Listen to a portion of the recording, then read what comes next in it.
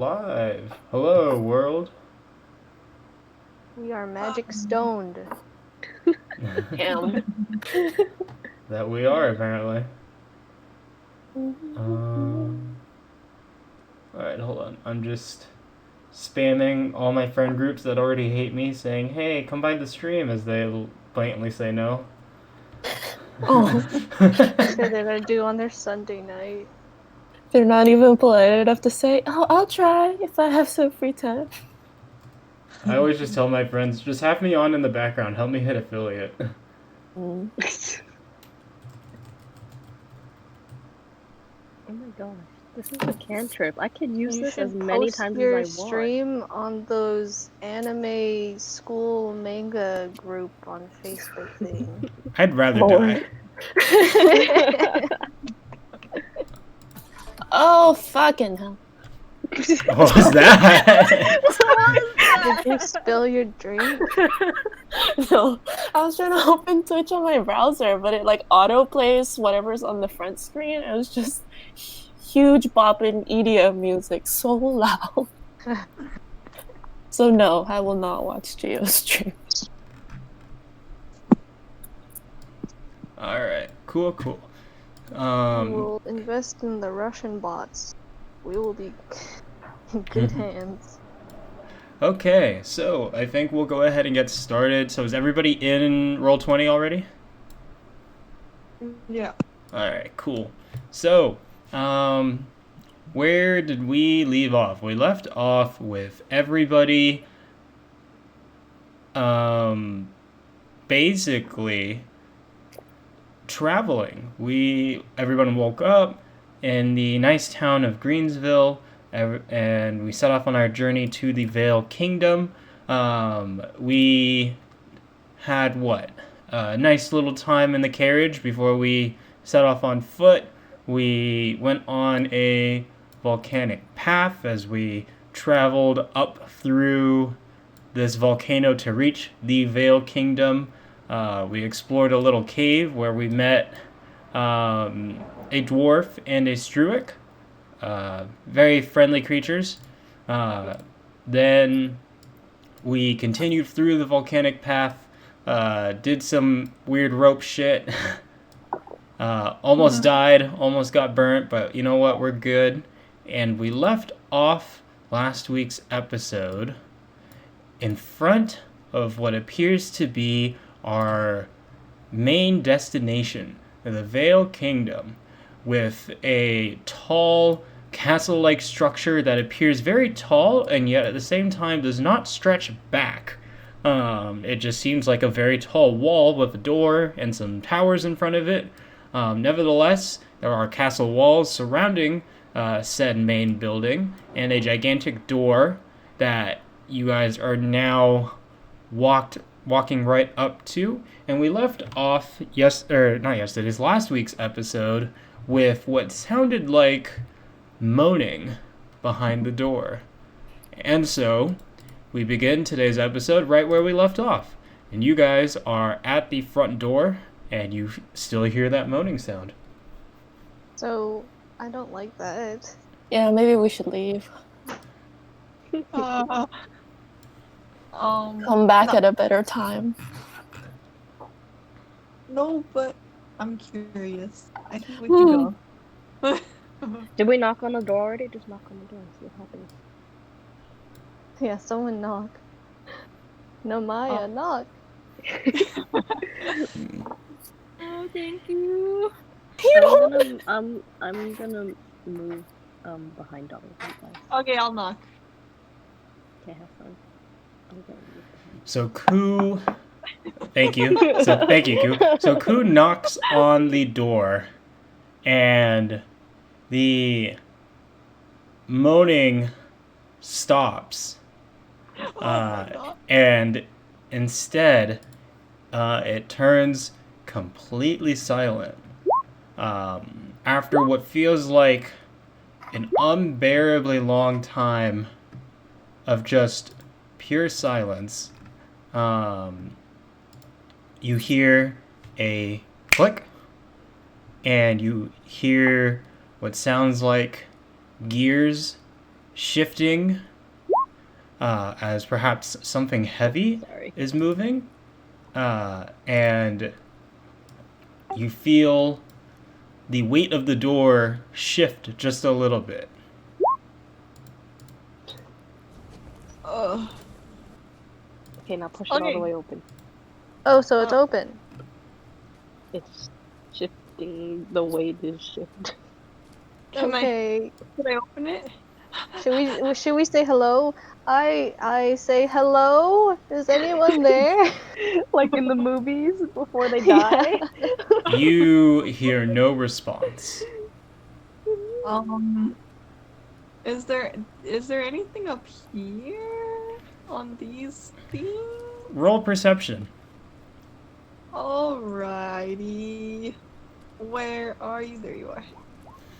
Okay, that's a good roll. So you look up and you see these gigantic towers, including these specific sections where it looks like an outpost would be. You notice that they're probably, let's say, 20 feet high. And they look like relatively maintained towers. Like, they're not dirty. They clearly have been maintenance well, but at the same time, you can't see and you can't tell if anybody is up there. As far as you can tell, it is completely empty. Oh boy. I can send my snake in first. No, let's not risk the snake's life. Let's. Risk our own lives? Well, maybe, like when you get to a party and they're all in the backyard. Wow, it's classic Filipino culture. You just let yourself in, all the aunts and uncles are in the back. Hey, what's up? But nobody greeted you at the door, you just let yourself in. Yep, all the girl elves are Filipinos, so let's just step through the door.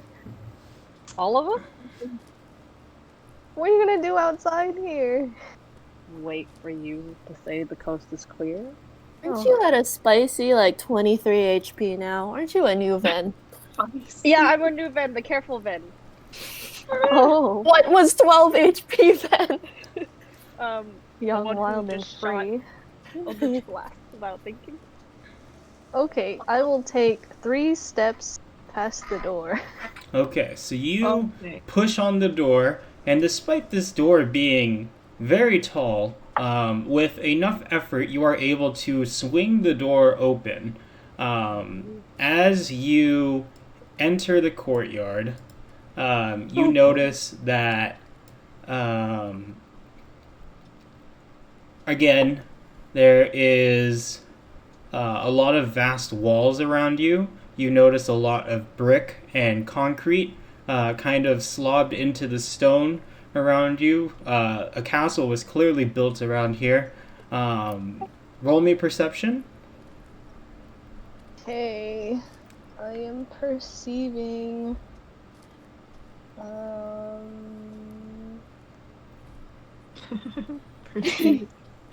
Oh! Ooh. Okay. Good roll. Okay, so, oh fuck, how am I gonna do this now? Okay, so, as you walk forward, and everyone else kind of ushers in behind you, you notice that for such a large castle structure, I guess, like with all the advanced walls and outposts looking about, you notice that there doesn't seem to be a single living creature around you. In fact, despite the noise that you just heard right behind the door a couple of seconds ago, and only a minute or two has transpired since then, you notice that you can't really see anything around you. And you notice that there is another door in front of you here. You notice, again, more outposts that are completely empty. It looks almost like the castle is abandoned. Okay, so this This place aligns very well with my observation earlier. They're all in the backyard. So I will just keep on stepping through.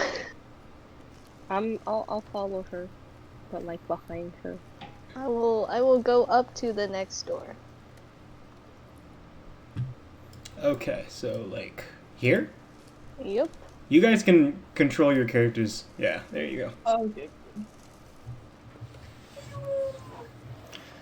Alright, so as you walk up to the door, because of your natural perception, you notice that as you are walking forward and the sounds of your steps echo throughout the castle because of the empty walls, you notice out of the corner of your eye some movement at the top of the outpost here. Almost like a door underneath was opened as if something's about to climb up. You all of a sudden see as you're walking forward what looks like three humans coming up, two from here and one from here. You notice that they're coming up and they are peeking out from the outposts and they are walking forward. However, you notice that something's a little off. They look a little pale. Oh my god. Comanche. Zombies? They're moving with a bit of a limp, it looks like. They're moving a little slow and a little deliberate, I guess, for how a normal human would walk, which is just like a very natural movement. And as they peek out of the outposts, before you can even say anything, they walk off the edge. And they fall the 20 feet We want off to the save tower. them. We want to Can I catch have them. their armor? Can I have their armor? You're going to let them die. How are you Uh, supposed to save them? Catch fast.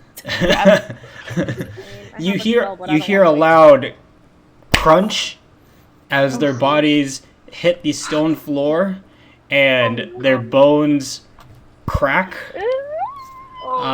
against the hard pavement. I don't know. I was trying to emulate that. I don't really know how. Yeah, you What the emulated it. fuck? Okay, that's It's good. enough.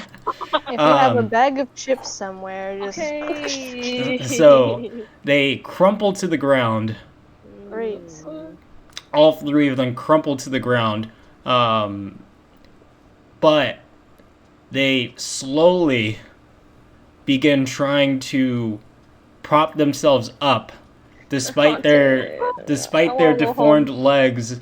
They are trying to prop themselves up on something, and they are slowly They're trying to make their way to us? they are slowly cast making their way Eldritch towards Blast. you. What the Eldritch fuck? Blast. I'm going to have all of you please roll initiative. I can't even. How? Can I just say hello? I'm screaming Well, they're hello. What is this? clearly dead. How do I do it again? I forget. Ew! Oh. Oh, that's a really nice initiative roll. Is this a nat 20? That is a nat 20 whenever it's green like that. Okay. Yeah. I like when they're small. It's hard to... it's because of how large the maps have become, it's really hard for me to gauge if they're like one square with like the rest of you or if they're all slightly off. So, they look like the right size, we're just gonna roll it. They look bigger than Alright, us. well, it seems like I cannot just reason with these.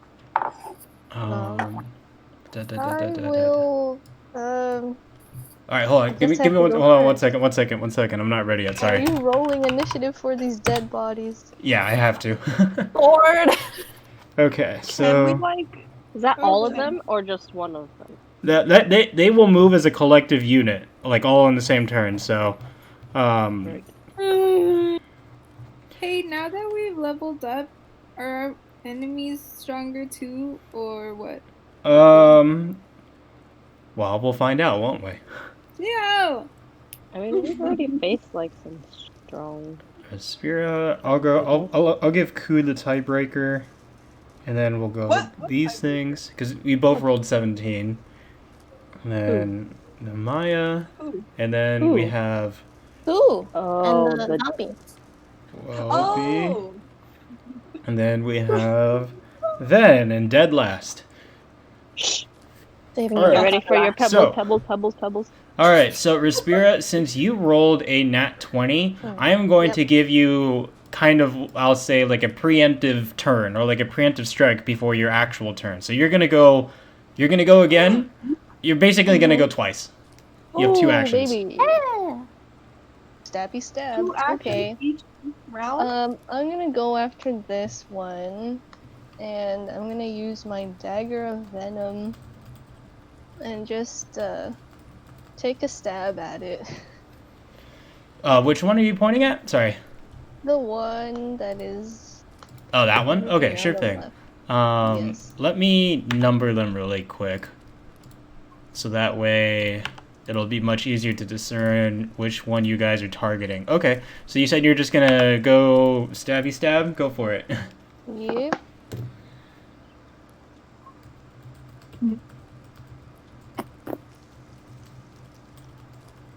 How'd it go? That is a hit. Why don't you roll for damage? Okay. Ooh.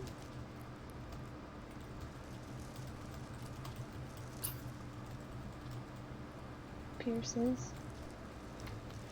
Stabby. That okay. Oh wow, so that is a good hit and a good amount of damage. You stab them for 7 damage. Does the dagger of venom do anything in particular when it stabs, or is it just regular damage? I don't remember. Isn't that 1d6 plus. Oh, you gain +1 bonus to attack and damage, but I think it already calculates that for you. Yeah, it does. You can use an action to cause thick poison to coat the blade, so you didn't do that.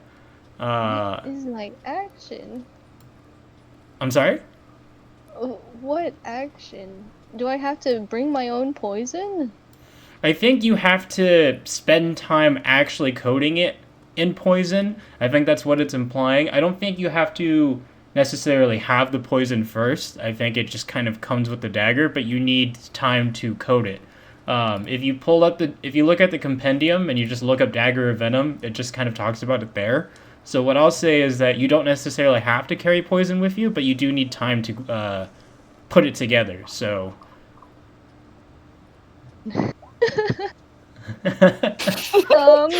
So you rolled for 7 damage. So it's stabbed and it's very hurt. You try to. I know earlier you tried to talk with it. All you hear from it is just that same moaning that you heard previously behind the door when you initially came by. And it doesn't look. It looks like it's just moaning at you, like it's looking at you. Oh, disgusting. I want to stab it with my rapier now. Can I use my second turn now? Yeah, of course. Oh. Rapier. That is a miss. Duh. Whoa. Whoa. Whoa. Let me see here. Miss Spear, aren't you a rogue? I am. Hello? Have you used your cunning action at all? No. What's that? What is that? It is one of the key traits of a rogue.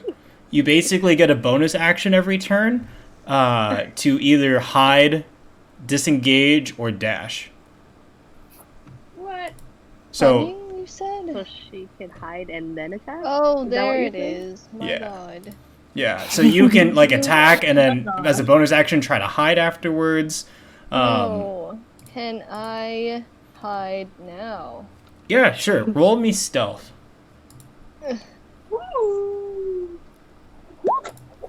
Oh, easy. Easy.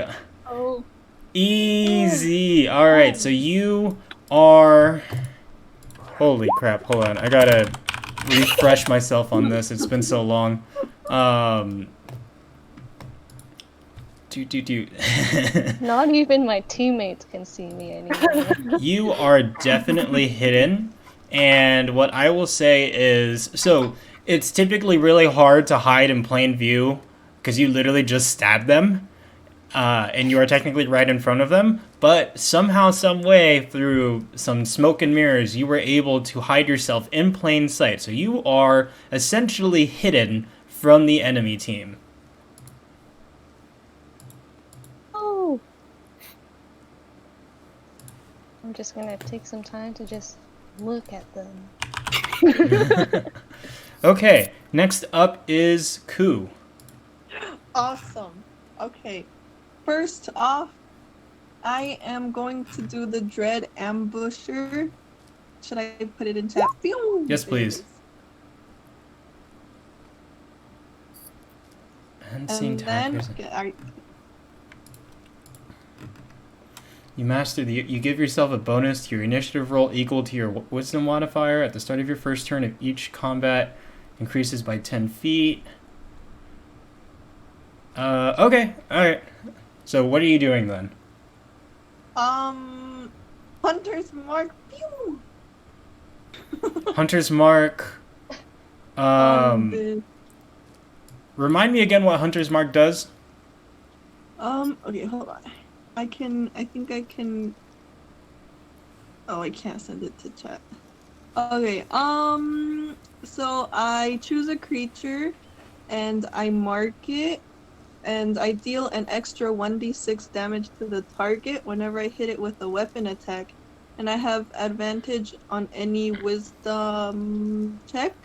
Okay, gotcha. And and then once it dies, I can mark a new creature. Gotcha. Okay, thank you for that. So, alright, so you have Dread Ambusher,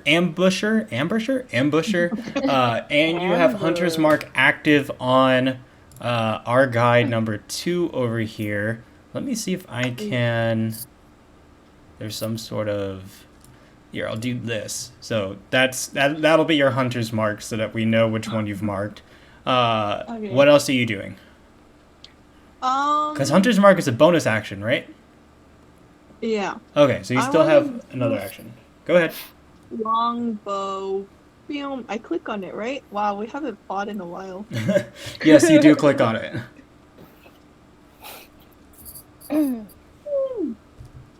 Okay. What else do I so do? long. I think it hits. That is a hit. Roll for damage. What do we? So click on the click on the longbow, the word there, The in word. chat. In chat. 8 piercing, Ooh. plus 5 because of the Hunter's Mark. So you rolled 13 damage in total. And then the Dread Ambusher. Yeah. Hold on. Give me a second. So Okay. you pull up. So describe for us, how does Ku mark that creature with his Hunter Mark? Oh boy, this is cool. Cool like cool. Okay, so I guess I'm just looking at it and being grossed out, so I have this disgusted look on my face, and I just like say, I choose you, and then pull my bow. Okay, so you Draw point my at it, you verbally choose it, and then you mark it. So you went ahead and fired once for 13 damage. Pretty good hit, all things considered. It's definitely hurt. You have one additional weapon attack thanks to Dread Ambusher, if you wish. Okay, again. Yeah. 15? Ooh, that barely hits. Okay, roll for damage again. 9, and then plus 5, and then can you roll me another 1d8 thanks to Dread Ambusher? You roll an extra 1d8, so you're rolling in damage. 7. Holy shit, you guys are nuts. So 9 plus 5 plus 7, you hit it for 21 damage with that second attack. So, It's dead. describe it to us. So you notched one arrow and you let it loose and you hit it once. Now you're notching a second arrow. Is there anything cool that's happening? Are you doing anything different for this second strike? No, I didn't know I would hit it that much. So it's just normal. All right. Oh shit, I fucked up. Do. Hold on, sorry. Okay. Have you guys all attacked the same one? No. Respira attacked number 1, while Ku has been attacking number 2. So number 2 is definitely hurt. It's moaning. Its moaning sounds like it's coming out a little bit louder now. But it is still alive. And with that, we are going to transition to their turn now. So, these creatures can make 2 attacks. So, the first creature is going to... What's their movement speed? Is going to come up to Ku, and in a rage is going to attempt to slam her. Oh, John Cena. 17. The 17 hit? yeah. Alright, you take 7 damage and 5 damage. So you take 12 hit damage. What the heck? Ouch. Alright. These are greater zombies. Wow. Yeah. The second one is beside itself, it appears. It is literally just craning its neck up, and it's looking like it's looking at the sky, and it's just moaning. Let's kill it before it summons more. As 2 arrows are sticking out of its chest, clean where Ku hit it. The third one is, well, one I need to shrink it so it's the same appropriate size, is coming up to Ku, and it's slamming too. Cutting words, are you doing it on the attack roll or the damage roll?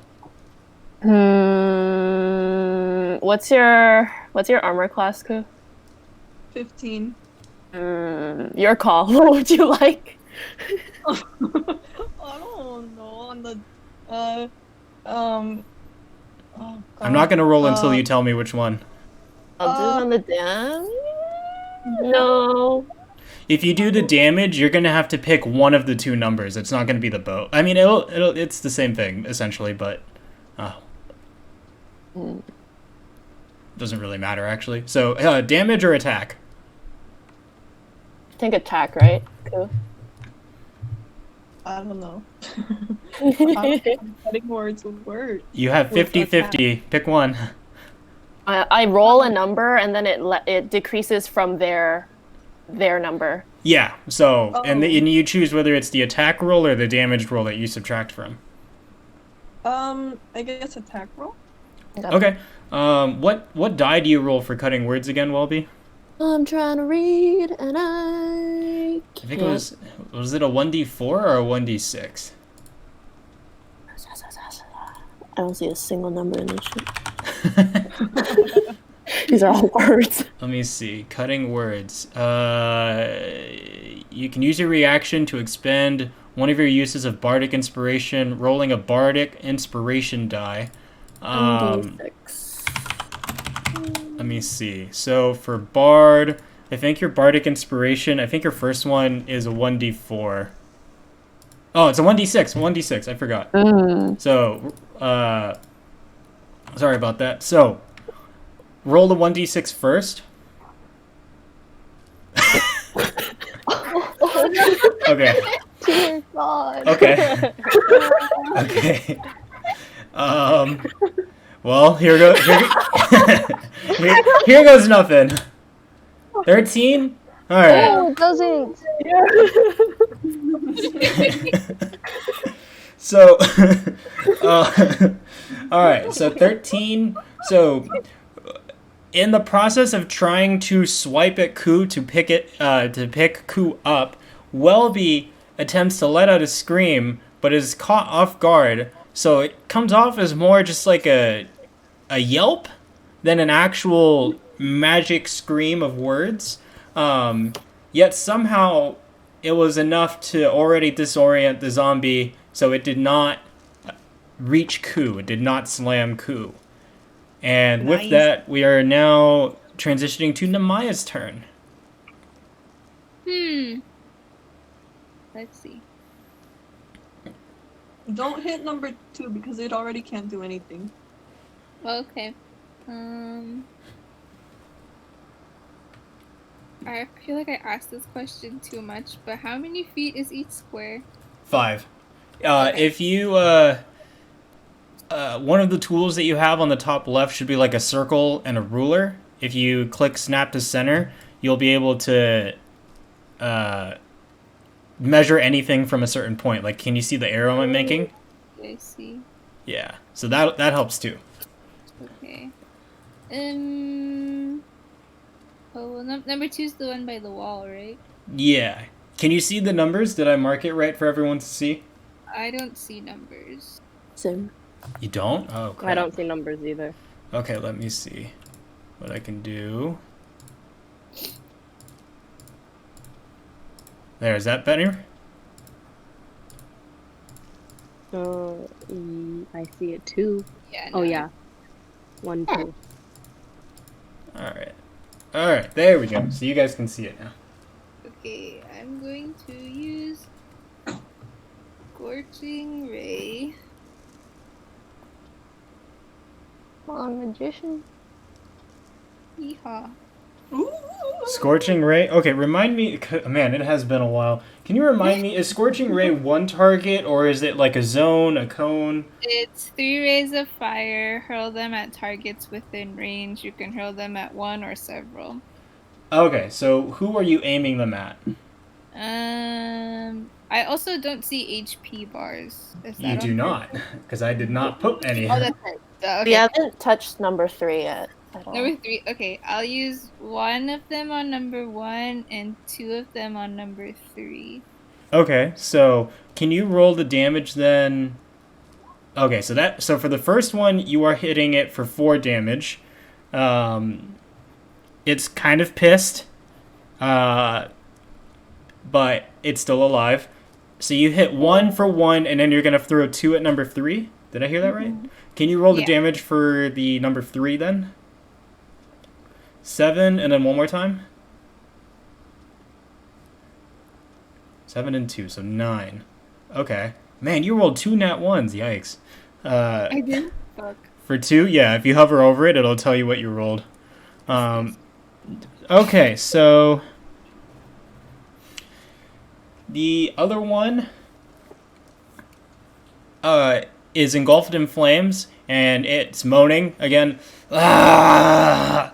And it looks discernibly angrier, but it definitely took some damage from that. Okay, and with that, it is now Welby's turn. Oh, just 5 feet at a point. Coop, please don't do that. Oh, okay. If you guys do that, I'm just gonna start messing around with the HPs myself, and I'll just make it set numbers. Okay. Not implying I'm not already doing that. Jesus Christ. All right, Welby's turn. What are you doing? Did that do anything? Past that level 2. Sleep at level 2? Holy shit! How the fuck did we do this again? Let's do level 1 actually. You already rolled it. back. Yeah. So I think I've said this before, but just to refresh, I don't care what you guys talk about in terms of what you do. You guys can talk out any action you want, no matter how crazy it is.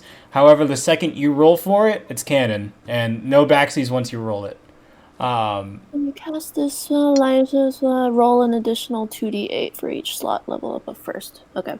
Did you roll the additional 2d8? Not I didn't roll the. Was that the? No, you only rolled 5d8. So No. roll one more 1d8. 1d8. Yeah, one more 1d8. One more 1d8. Nice. Oh no. Man, Roll. Respira just took all of your guys' good rolls. As long as it's somewhere. Oh wait, it's an additional 2d8. So roll me one more 1d8. I'm sorry. Hey, I'm helping you here. Oh god. This is why you don't boo God. I'm a heretic. Let's see. So, starting with the creature with the lowest amount of HP. And we are starting with a total of 23 points of HP. I'm sorry, Welby, they're not going to sleep. You attempt to cast... Oh!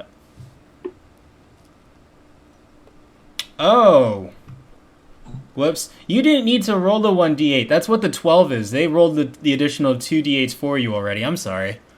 Okay, so you actually rolled 34 instead of 24. You rolled 34. Does that change anything? No, it does not. How much HP do they have? The lowest one has more than 34. That's what you can tell. Left? Like 34 left? Yes. Or 34 like starting? Oh. Left, because it's current HP. God damn. So, it was a nice try. It was a good call, but unfortunately, they are still too alive to fall asleep. You're undead. But they are conscious. They are conscious enough to keep going. With that, then it is your turn. Okay. Alright, then let's go. First, I'm going to distribute my little pebbles. Magic stone. Okay. I don't get why I have to click that. What does it do? So remind everyone what magic stone is. Can I just read it out loud? Sure. Okay, hold on, let me get it. I'm gonna give it to the next 3 people after me, by the way. Oh. So who is that? That would be One Respira, second. Ku, and Namaya. I'm sorry. Okay, so it just says, you touch 1 to 3 pebbles and imbue them with magic. You or someone else can make a ranged spell attack with one of the pebbles by throwing it or using your sling. It has a range of 60 feet. If someone else, so you guys are attacking, so you add my spell casting ability modifier. Gio, I don't know what that is. Did you? It's on your spell sheet. You'll see it at Is the it the top. 5? Yeah. At the top? Yeah. It's 5. Okay, so 5. You pretty much just throw it at them, and then you get 1d6 damage. Plus There you go. 5. How'd you do that? Why'd Why'd you make me read it? I copied. I realized afterwards that I could just copy and paste it. But it's good for you to read it too, because it helps us all kind of keep note of it anyway. So, So who gets it? Who's the 3 people after me? Respira, Ku, and Namaya. Basically everybody but Welby. Sorry, Welby. But it's just extra little damage. Just chuck it at them. Oh, great. We could use that damage. Throw Alright, so there's that, and I gave it to those 3, and then I'll just cast Eldritch Blast. Is Magic Stone a bonus action? It is a bonus action. Okay, so you're casting Eldritch Blast. And it should be a bonus action for all of them too, right? Like when they throw it? It just says casting time's a bonus action, actually. I don't know if it's a bonus action for them. It does not say. Why would they take their whole turn to throw a pebble? Because maybe they don't have a range attack and now they do. What? It better be a bonus action. This would be a useless spell. Can you check? Keep going with your turn while I check. Oh, I'm gonna... Which one hasn't been damaged? Or should I attack one that's been damaged, or should I attack one that hasn't been damaged? What's better? Not that I might miss. and epically fail, but just saying. But like, wait, have we hit this one yet? Mm, I don't know. Hello? Hello? Are you at? What are you at? Who are you talking to? All of you? I don't think anyone hit number 3. Namaya hit number 3. They've all been hit at some point. Oh, Okay. I'll just do Eldritch Blast on number 1. Okay.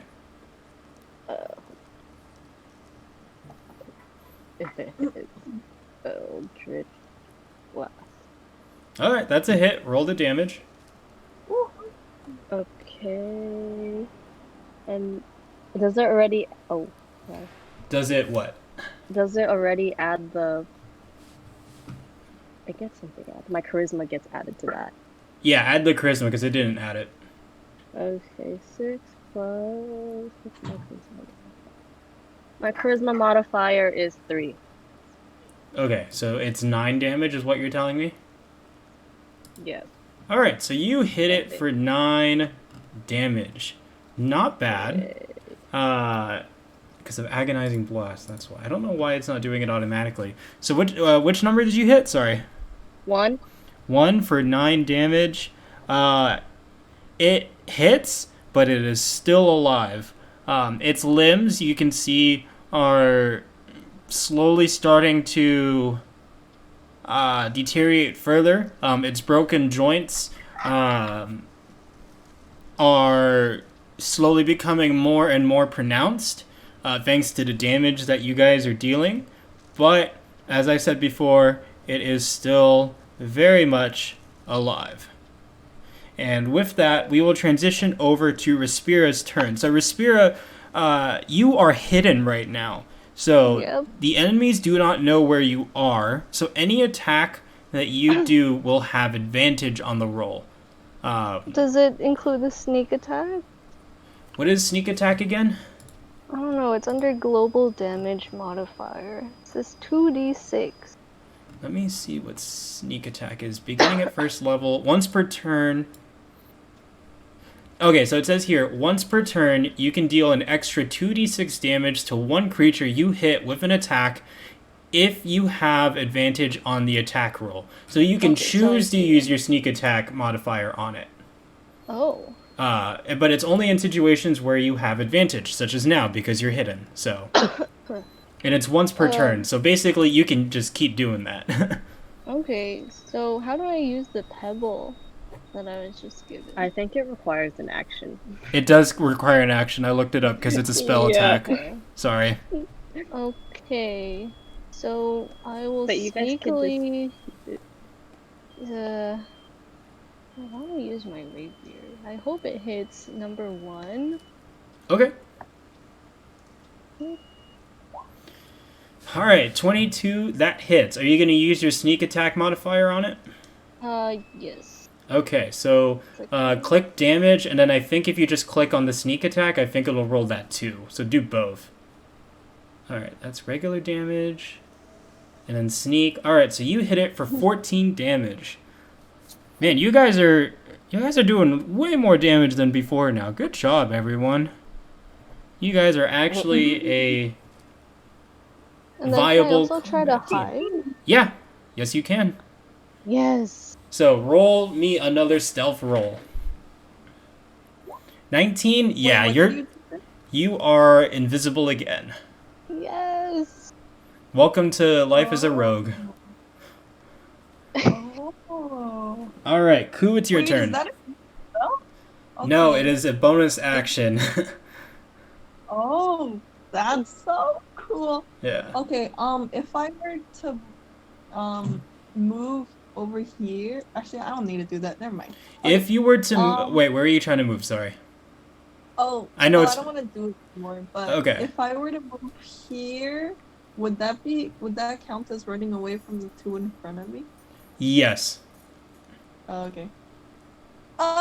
Okay. Yeah, you're kind of in a tough spot because you're surrounded by 1 and 3. So Can't she But just I like thought- retreat? and use that as her Yeah, she could disengage, but that's her whole turn. disengage. Yeah. It's up to you.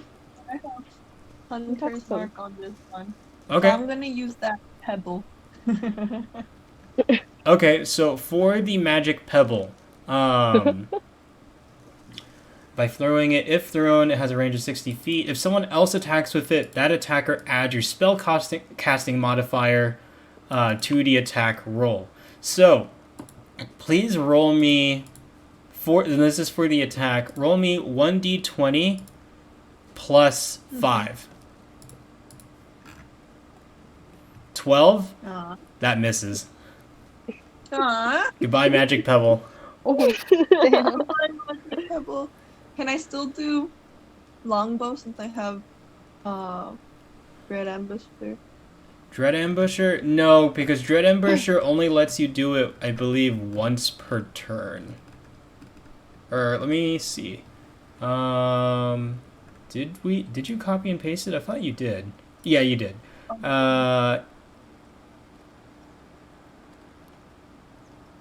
At the start of your first turn of each combat, so it's only the first turn. Sorry. Oh, okay. Yeah. Okay. So, with that, it is now the zombie's turn. So number 1 is trying to figure out what the hell has been hitting it. So it's going to swipe in the general direction that Respira is in. So because you are hidden, it has disadvantage on its attack. So because it doesn't know where you are, it's just kind of swinging blindly. So. Jesus Christ. What's your? Tell me what is My your armor class is 14. All right, no, it hits you. I'm sorry. Oh. So, you are hidden, but unfortunately, its range was a bit larger than you expected, and you thought you were safe, but you were not. It is able to hit you with its arm as it kind of swipes out, and it picks you up and just fucking power bombs you into the ground for 13 damage. My God. You have also lost the hidden status. You are no longer hidden. Oh no. What the hell? What is this shit? I am now at 11 hit points. Oh no. Zombie number 2 is still just kind of, it's looking up at the sky and it's moaning, and then it turns around to the wall and it just starts beating its head against the wall. You hear some crunching as it is literally mashing its skull against the wall, and it's going to take 2d6 damage.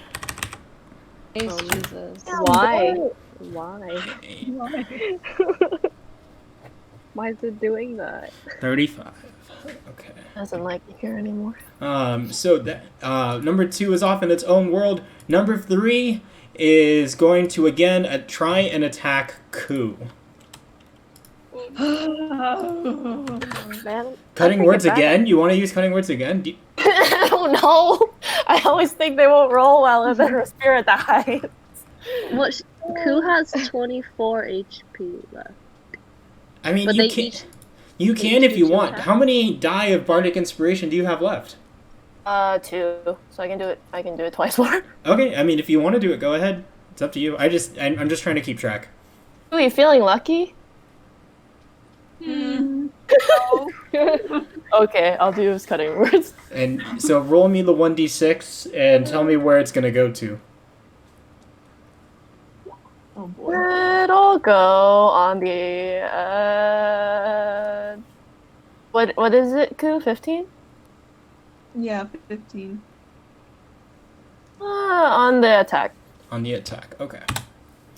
14. Alright, so it does not hit. Thanks It would have to... been fine anyway. But hey, you know what? We like the insurance. So, cutting words makes the zombie enfeebled, and it swings wildly, but Ku is easily able to dodge out of the way. And with that, we will transition over to Namaya. It is now your turn.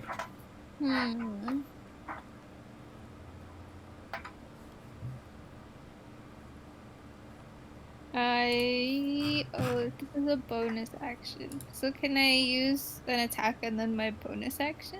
You do the bonus action first. Okay. I think the bonus. I want to use Shadow Blade. What happened? Wait, can you guys not see each other's HP bars? It's just really hard. Like, Oh. I can't see I can- everyone's. I only see mine and Ven and Ku, but I don't see the numbers on Welby and Respira. oh yeah, I Yeah, don't see that's the numbers For either. me. Okay, let me see what I can do. But continue with your turn, sorry.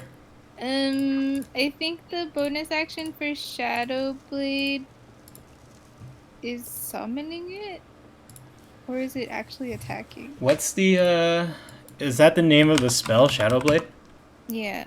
Let me... Shadow Blade. Let me see. So it says the casting is one bonus action. So you creating the blades is one action, and then if you want to use it, that's your regular action, or you can use your regular action on something else. Okay. I will use my bonus action to summon the blade. Okay. So, can you, for the people who do not know what Shadow Blade is, can you either copy and paste it and or give us a rundown of what it is? I'll copy and paste it. By the way, are the numbers appearing on the HP bars now? Yes. I'm good. Yes. It won't let me copy it. Hold on. You could try copying and pasting it from the compendium. Yeah, I'm looking. There we go. I hope that made it better. Thank you, God. Of course.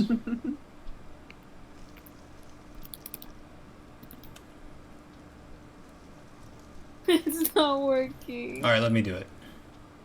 It says no results found. We'll just guess what it means.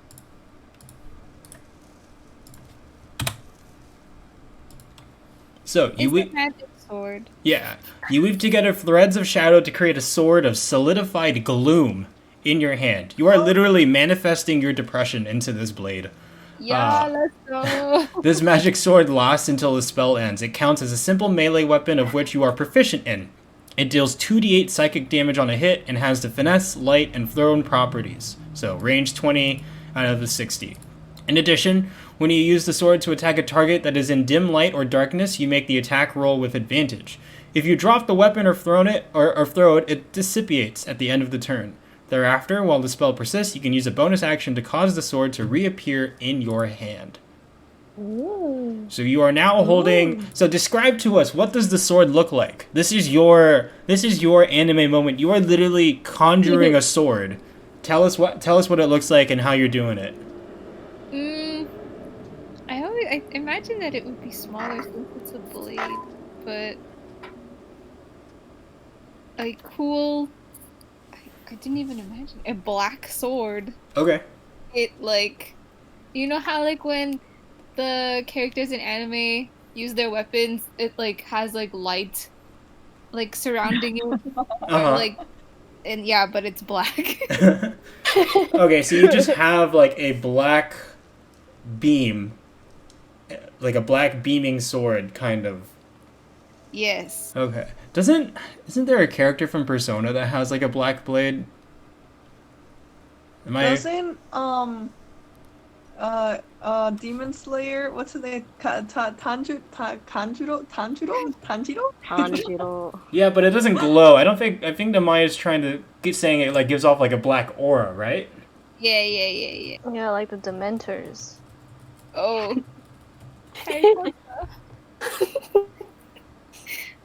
Anyways, yes, I summoned it, and let's give it a shot. Okay, so a range. What is the range of a regular? All right, you know what? Fuck it. Just fucking swing it. Go for it. Okay. I'm gonna say though, you are. How far away are you from them? Oh, Yeah, 10 feet. I don't know 10 what feet. to. So if I want to use it on. So you can throw it, Oh. or you can swing it. Both will do the. So here's what I'm reading from this. It says here, it deals 2d8 psychic damage on a hit, and has the finesse, light, and thrown properties. So you can throw this. When you throw it, it will dissipate at the end of the turn, and then you can cause it to reappear next turn with a bonus action. So, I'm not trying to suggest anything, but you should probably just throw it. Okay. I'll throw it like a javelin. All right. Roll me 1d20 plus your spellcasting modifier. Ooh, can I not just click on it? I don't think it. Try clicking on it. I don't know if it'll do it. It just asked me what level I want to cast it at, and it's level 2. So, oh no, fuck. Okay. Yeah, just roll 1d20 plus your spellcasting modifier. 20. Do I have to actually put plus? Yeah. What is my spellcasting modifier? Go to your spells tab and look at the very top. The attack. Which one is it? The modifier. It should be on the spells tab at the very top. I have Spell attack bonus. Sorry, that's it. a spell attack bonus. Okay. Sorry, I didn't realize I called it something else. Oh, that's a hit, baby. Let's Roll go. me. What is it? 2d8. Roll me 2d8. Oops. 2d8. Oh wow, that's min maxing at its finest. And that was at number 1, you said? Oh, number 3. 3. Okay, thank you. Sorry. All right, 9 damage. You literally throw that shit like a spear or a javelin, and it slashes its chest and pierces it. The blade, before he can even acknowledge that there is a blade sticking out of him, the blade, like in a flash, dissipates. And how does it dissipate? Like what? Let's just like a poof of like black fog or like little particles. I don't know how you want to describe it. A poof. A poof. All right, so like a poof of like black fog, and it just has a gaping sword wound in its chest. However, it is still alive. Gross. It is now Welby's turn. Ooh. How far is Ku from this guy? Pretty. So Same. if I try to do nah, I'll just do shatter. It's fine. How to click. Like. Okay, so DC save 13, shatter. Is shatter, I don't remember, is it just in a general area or is it at an actual, like, just one specific person? It's each creature in a 10-foot radius sphere centered around a point. So what point are you centering it around? Like here. Oh, sorry. Can I ping that? Ping. Let me try to ping it. Like here? Or, oh, shit. Here? Yeah. Okay. They should both be. So here's the question. So, all right, there's 1, there's 2, Okay, sorry. there's 3. Is Ku gonna get hit? Ku's getting hit by this. That was gonna be my question. Ku, and oh, look at that. Respira is just 0.8 away. 0.8. Let's put him. I'm out of range. Let's put him here. Hold on. Let me measure. 10.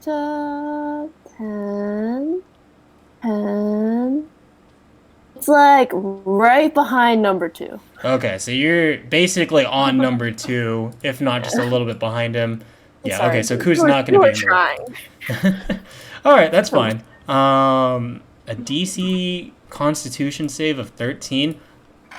Okay. That's a tough roll. It has to be 13. And I think it takes half damage. Okay, so let's see. 18. Oh, I don't know how a zombie with disjointed legs is able to move out of the way, or maybe it's just because it's unaffected by the thunder damage, but it is only taking half damage from the shatter spell. So instead of taking 11, I'll round up. They're all taking 6 points of damage from shatter. So Okay. Okay. All right. And with that, then it is now your turn. If I call my giant snake, and that takes a whole turn, but the next turn, like, he can take 2 actions, either bite or constrict. It says +6 to hit. What does that mean? So when you roll the attack damage, right? The attack roll, it's 1d20 plus 6. Oh. I think I might call my giant snake, you guys. Do it. Okay, I'm gonna call my giant snake. All right. So describe to us how you are unleashing the python.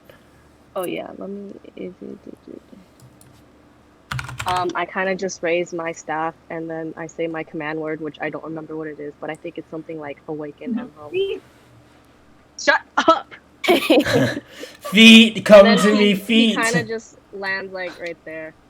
Excuse me. You realize the snake is like 10 feet, right? Oh, Flops well, down. he can move before he attacks in the same turn, right? You have control over this, so yeah. Okay, maybe it's just so like he's not in the way. Maybe like right there, then like right behind him. You can move it.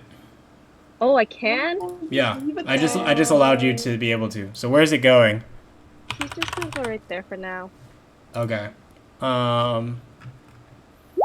End turn. Armor class 12. All right, hold on. Give me a second. Let me do This this. snake is stronger than me, guys. Still. Still. He has triple my hit points. Ooh. Does he?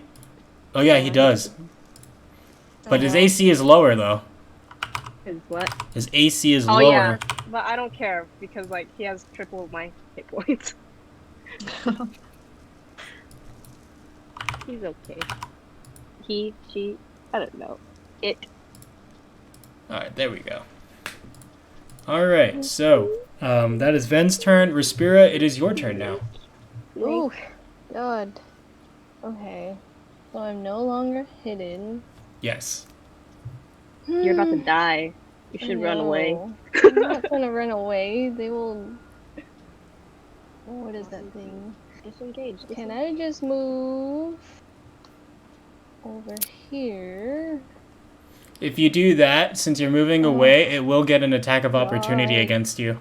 I will move over here. That's anytime you're moving away from him. Period. Or you know what? If you're just moving laterally, I'll allow it. Yes. Yeah, I'll allow it. That's fine. Can you just move laterally like this? God. Anyways, I'm going to take a potion. Big brain. Oh, greater Is that a healing bonus? potion. Is that a bonus action or a full-on action? Potion. I will allow it. I think it depends. For this, I'll be nice and say it's a bonus action. But you're only allowed one bonus action per turn. So if you do this for Spirit, you're not going to be able to use your Cunning Edge ability. But I can still attack. Yeah. Okay, well. It is what it is. I will use one greater healing potion. Alright. Is that like 2d6? You said greater healing? Yeah, greater healing. 3d4. I don't remember what the potion of greater healing is in terms of... Greater healing is 4d4 plus. Yeah, 4d4 plus 4. Thank you, Alina. 4d4? Yeah, 4d4 plus 4.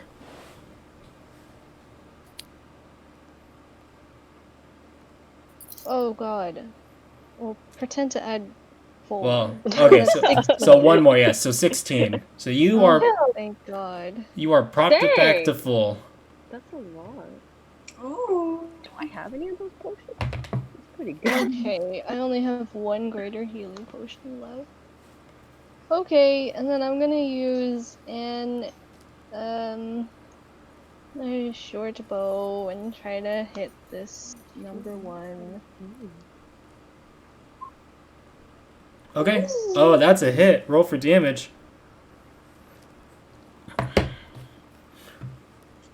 Oh, what Hello, the what is this? hell? What is that? I don't know. Were you trying to copy and paste something? No, I accidentally clicked Rospira's short bow. Oh, yeah. Since it's not yours, it'll just do the shorthand. All right, so you hit it for 6 damage. Still alive. However, you are able to pierce one of its arms off. Good.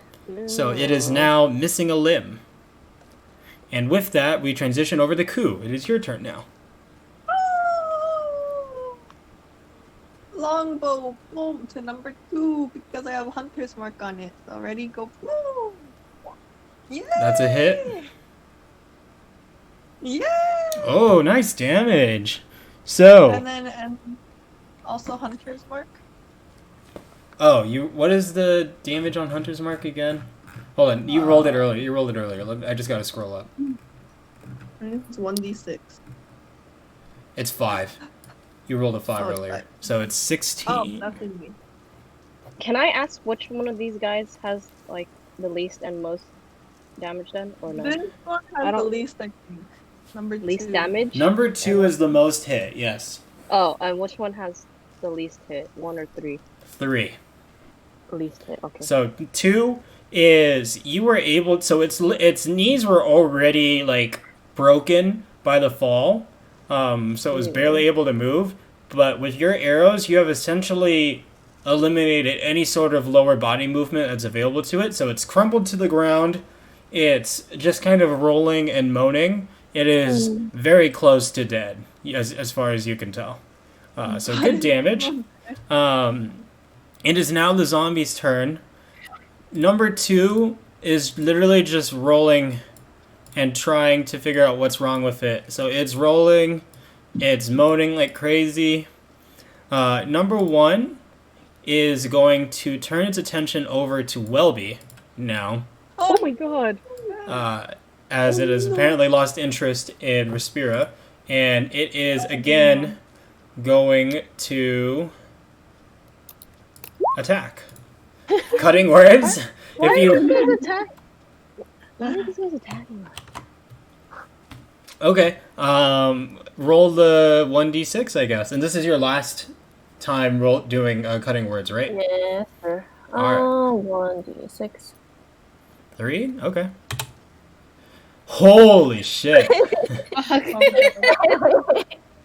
That's hitting no matter what, right? Your AC is not above 20. I wish. No. Why did it do a +7? Yeah, 'cause it's why? it is +7 to hit. It was just rolling really low earlier. So now it's...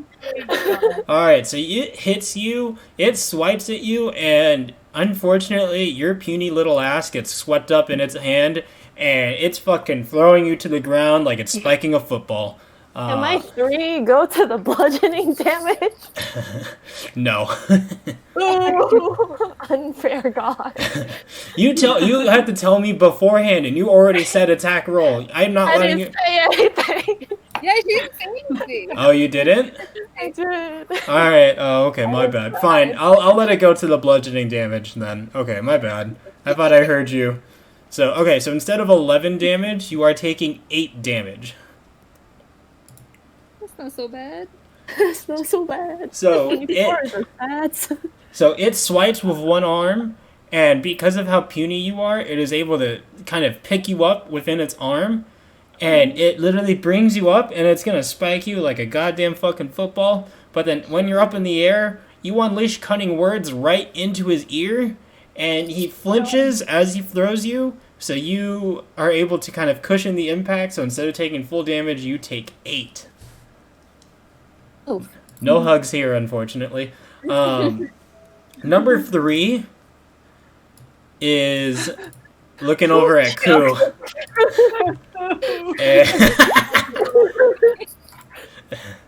Oh boy, here we go. Don't die. Oh. Yay. 11? That's a miss, right? Yeah. Alright. Good job. you are able to successfully dodge out of the way. And now it is Namaya's turn. Let's see. So are you going to use your bonus action to conjure the sword, or are you doing something else? Not this time. Okay. The spell's still active, though, so... Okay.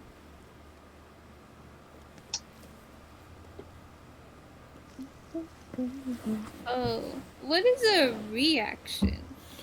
So a reaction is when it's not your turn, but something is happening to you, you get a reaction. So, like, Welby's cutting words was a reaction because it wasn't their turn, but they were kind of being attacked, so they were able to get a reaction against it.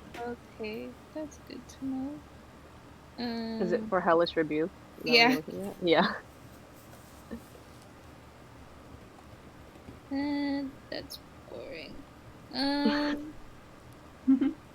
Oh, since I use Shadow Blade, that's a spell slot, right? Yes. Oh, but yeah, guys, please keep track of your spell slots if you haven't been doing so. I'm gonna use Scorching Ray again. All right, go ahead. 23, that's a hit. Tell me how you're distributing it again? Same. 1 on number 1 and 2 on number 3. All right, so for the first one, can you roll the damage? So just one roll.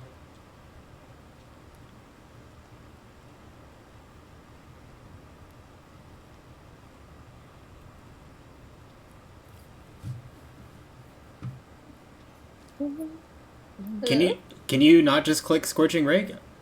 Sorry, my Wi-Fi cut. I didn't hear you guys for a bit. Oh, I just said, can you roll damage for number 1 then? Yeah. 9? Oh, nice. 9. All right, so it is on fire, and because it's already lost a limb, because Respira was able to slice off a limb with its arrow, with her arrow, the stump is literally burning to a crisp right now. So it is kind of, turning back and forth in pain as it's on fire. However, it is still very much alive. Now roll the damage twice for number 3. 4, one more, 6, 10. Okay. So it is also on fire. However, it is still much more alive than number 1. And Welby, it is your turn now. Okie dokie. We're gonna try Cloud of Daggers on number 3. Cloud of Daggers on number 3. Can you let us know what Cloud of Daggers is again for people who don't know? It is, I fill the air with spinning daggers in a cube 5 feet on each side, centered on a point that I choose, which is him. Okay. Creature takes 44 slashing damage. Okay, when it enters the spell's area for the first time on a turn or starts its turn there. So it's going to take the damage on its turn. That's fine. Okay. Cool. So it's literally, can you describe to us how this is happening and what it looks like? Let's see, I fill the air with spinning daggers. Oh, what was the name of the main guy in Pokemon who points at the sky and dances? Ash Ketchum. Oh, in Points the at the latest sky? Pokemon. The latest Pokemon, the gym leader. I couldn't tell ya. Raihan. Leon. Yeah, I spin a circle, I point at the sky, and it's like a cymbal crash, and then daggers rain from the sky. So daggers rain from the sky and envelop the space around this 5 feet cube, all around number 3. Good call. Then it is your turn. So you have a turn, and the snake has a turn. Wait, the snake gets its own turn? Well, the snake has an action, and its turn coincides with yours, is what I mean. Snake has its own will. Okay, so she put daggers around number 3, right? So technically, if the snake was grappling him, he'd get hit also. Yes, that is correct. All right, so I guess I'll aim for number 1. I don't know how to do this. I'm trying to use the action constrict.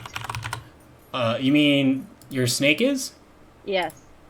Oh, he's gonna move first. Sorry, that's why I was measuring. Okay, so he's gonna move, control like, him. right here. Where is he moving? Oh. Like close enough to reach number 1. Okay, so it's going to constrict. So that's a 1d20 plus 6 to hit. So Oh my gosh. What is it? 1d20 Flash plus R. 6. Flash bar. Is there a space between the plus? Nope. No. Oops. Ooh. Oh, what the hell? Okay. Sorry. Oops. 12, unfortunately, does not hit. No! All right. So that is the snake's turn. What is your turn? Oh, I get a turn too? Yes. That's literally what I just said. That's crazy. I didn't know that. I thought like my turn was me telling the snake to go over there. No, the snake Then has I its take own Eldritch- actions. Eldritch Blast, I guess. Okay, go for it. Yeah. Eldritch Blast. Yeah. What happened? That's a hit. And I guess I'll still aim for number 1. Okay. And then plus 3. It doesn't add the plus 3 you said, right? So 7. Yeah, so 7? Okay. 7 damage. All right. It is on its last legs. It is so close to dead. It is if it was able to go on its knees and utilize its knees, it would be on one knee. But alas, its knees are broken, so it's literally just like propping itself up somehow. Very, very awkwardly. And with that, Respira, it is your turn. Hey, we're 8. Let's do... I really want to hit it with my rapier, number 1. Okay, go for it. Oh, That's a miss. But actually, you know what? Because it's basically immobilized, you roll advantage on it. Because Oh, it wouldn't great. make sense for you to swing and miss on a creature that literally can barely great. move. So roll the damage. 9. Oh, I didn't. Hehe. Here it is. 7. 7? Alright. This is your anime moment, Respira. Oh, It is effectively on one knee, and you are going in for the kill. You have your rapier in your hand. Play it out for us. Okay, I swipe it from behind. I am holding its scalp in one hand and my rapier in the other, and I slit its throat. Oh shit! Let's go! That is gnarly. And with that, with blood gushing out, the zombie falls limp to the ground. The zombie is dead. Let's go! I am hidden. I am trying to hide now. Alright, roll that bonus No. action.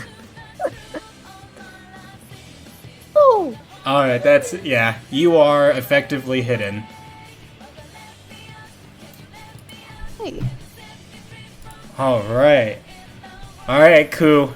This is your moment to shine. Mine too? Well, let's see. It's your turn to follow up. What are you doing? I guess. Go ahead. Oh my gosh. Alright, music's over. That's it. No, Wait, unfortunately. no. Huh? Isn't it on its slow life? So it still hits, right? You're right. You're right. It is technically prone as it's rolling on the ground. Alright, we're bringing it back.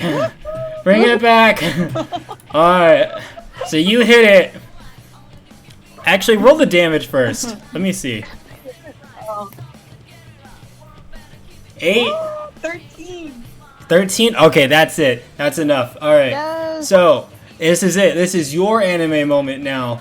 Let us know. How is this playing out? Alright, so I'm riding on the up motivation that Respira killed number 1, so I pull the arrow back from my arrow bag and bring Yeah. the air, the bow, and let it fly. Let it Oh, okay, fly. thank Oh, wow, you did it. Huh? Okay. Wow.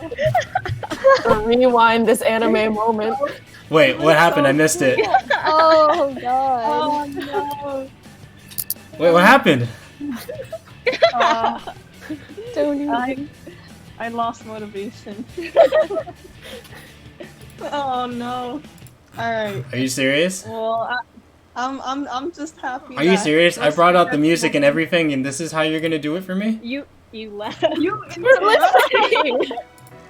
She explained it and then you didn't hear. That's why we were laughing. Oh, really? I'm sorry. My brother came in, so. Alright, well. It's dead. I will have to go back and look at the VOD later, but I'm assuming that what you said was very cool, and I will 100% back whatever it is that you said, even though I did not hear it the first time. I apologize. Yeah. It was Alright. really cool. Alright, so. Oh god. Okay, so with that, number 3 sees that its first 2 friends are dead, and it is shrieking or it's trying to yell, and all you're just hearing is just like what sounds like a really loud like throat yell, just like oh, like it's trying to angrily voice something, but it sounds just like it's coming straight from the throat. Did someone like understand all languages? Isn't that someone's thing? But no one's used it. So, number 3 is going to attempt to slam Ku out of pure rage. Oh. And does Cloud of Daggers happen? Oh, it happens now. I forgot about that. Thank you for reminding me. Oh, God out here. Well, we admit.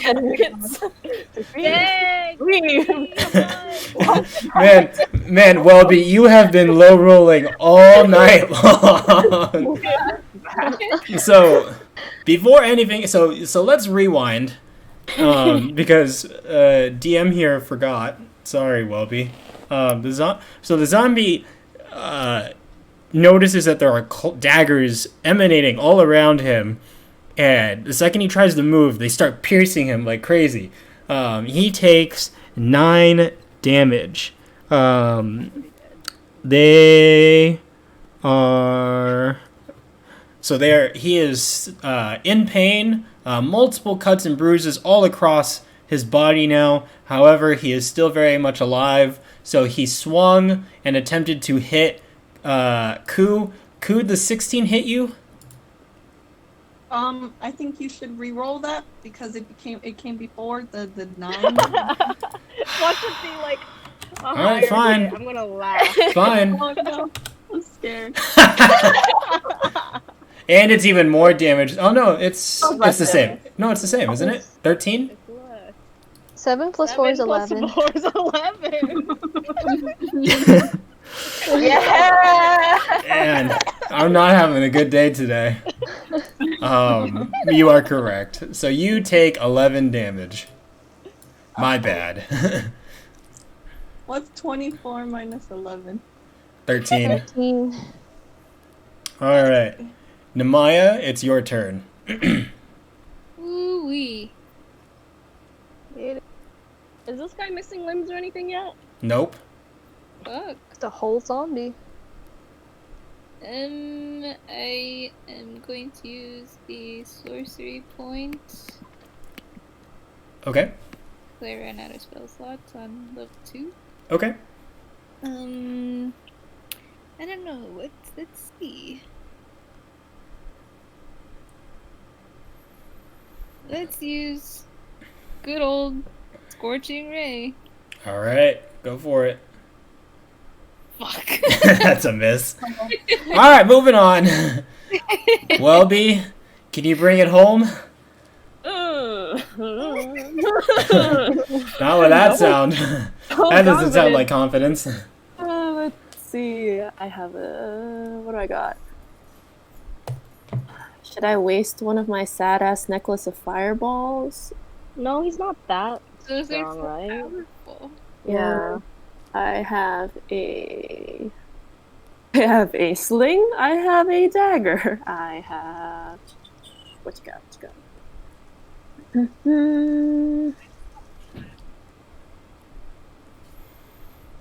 That's it. We're not bringing it home. Well, we got Welby, Ven, Respira, and Ku. Oh, that's a miss. Man, Welby's having an off day today, unfortunately, but it's all right. They'll get it together. All right, Ven and the snake. The snake's name is Emerald. Emerald is going to move over here and attack. Using That constrict means- again? No, using bite. Okay, so whatever the plus is, add it to the 1d20.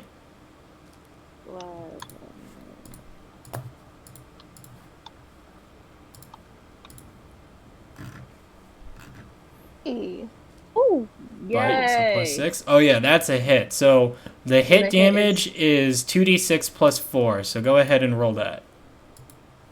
Mine says 2d8 plus 4. That's for constrict. Bite is 2d6. Oh shit, you're right. You're right. How do I do it? Just roll 2d6 plus 4. /R.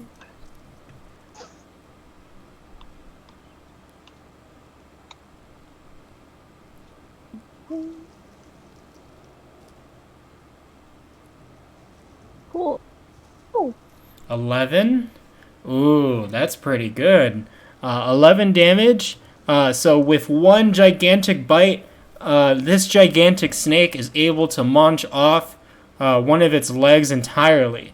So it is on one leg. It is incredibly enfeebled.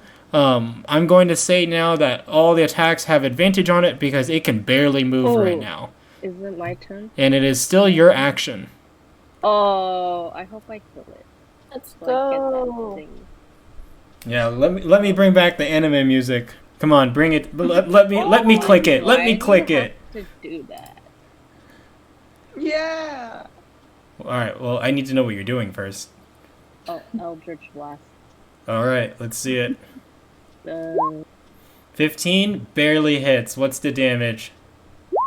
plus 10 3. plus 3. Plus. Oh, it's so close. Damn it! I wanted that extra freaking what's it called? Oh, you're so close. It is almost dead. Respira, can you bring it home? Okay. Well, I'm just gonna use my short bow to hit number 3 from where I'm standing. Okay. 9. Nope.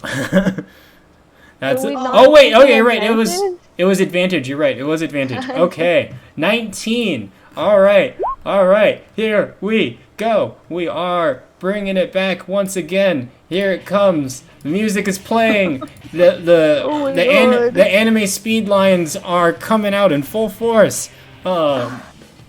Pride is swelling up within you for no damn reason. Lay it on us. How's this happening? Yeah, well, I'm just, I'm using my right hand to take an arrow from my quiver, and I pull it back and aim at the zombie's face, and as I let go, I just close my eyes, because I Oh. already see it dying. Oh, okay. Didn't you kill the other one too? Yeah, I Yeah, she killed did. number 1. All right, and with eyes closed like a total badass, she lets loose, and the arrow right on the dot. The zombie curls over, and it is dead. Yeah. All right, good stuff. Good Does stuff. this get us entrance up to castle? Yeah, why did they attack us? All right, so with the last zombie down on the ground, you all of a sudden hear what sounds like another click in this door in front of you. You hear the same shifting of the gears, the same movement of weight, as if something is being rolled back. And one more audible click, and the sounds and the movement stop. Roll. Can you all roll me one, or pick one of you? Respira, can you roll me one more perception check? 15? Good enough. So, as you open your eyes, and how does Respira feel about killing the last one? You know, what's that first feeling that she gets immediately after seeing another kill? Just a huge exhale. Okay. And then she just notices the clicking of the door. Mm-hmm. Okay. Good. Okay, so I'm going to backtrack a little bit. So you open your eyes, you hear the sounds of the door unlocking, and you take a deep breath of relief, and then you look around at the zombies, keeping in mind that each action is really only a couple seconds. So even though this encounter with all the rolling has taken a really long time, the actual encounter, like in reality, has only been at most maybe 2-3 minutes. Wow. So it's been very quick. And in the heat of the moment, in the heat of battle, with the sudden onslaught of attackers against you, you all were very caught up in the moment. However, Respira, having taken a moment to collect yourself now, take a deep breath, you look at the zombies once again, and you realize that these weren't zombies. These appeared to be what looked to be malnourished but regular human beings who had some parts of their clothes ripped and stripped. They looked a little pale. Perhaps they have been away from the sunlight. And upon closer inspection, you realize that the tongues of each of these quote-unquote zombies have been cut out. And that was the reason why they could not do anything other than that weird throat yell. Because they could not communicate at all with no tongue. Just killed a bunch of nice people, you're telling? Well, it's too bad we don't know American Sign Language. Let this be a lesson to all. American Sign Language is very important. So with that revelation, the door is now unlocked. Great. Can we loot? Sure. Just look at the body. Roll a. What would be a good? I don't know what to roll for loot. They're dead though. Why do we need to roll? Investigation. Yeah, roll investigation for me. 20? Holy shit. Okay. All right. So that's a roll for the entire team. I'm not gonna have everybody do it. I'm gonna say, Welby, there isn't really much else to perceive. You guys pretty much got it all. I think just in general. Okay. So Ku investigates the bodies a bit more in the hopes of catching some loot. In the process of doing so, Ku notices that all three of them have what appear to be identical marks, perhaps burned onto them. What looks like a dragon insignia was engraved on, almost like a tramp stamp, on the lower back of all three, and it was like burned into the skin. Upon closer inspection and checking all of their pockets, Ku unfortunately does not see any sort of loot within the three. They were completely stripped down in terms of belongings and only really had the torn clothes on their back. Okay, are there any dragon insignias on the door or on the... You do not see anything. Oh my god. Okay. Well... Is there even anything to brainstorm about? These are humans. They look like they've been neglected and abused. And they got dragon marks.